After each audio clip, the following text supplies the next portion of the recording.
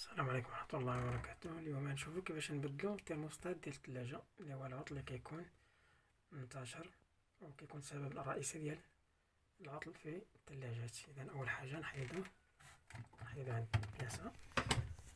اذا غنمشيو واحد الفيسات هنا نفكوهم، البراغي نفكوهم هي المسألة الاولى. اذا الخطوة الموالية هي اننا كنسحبو هاد السلك في الثلاجة نستبدلو.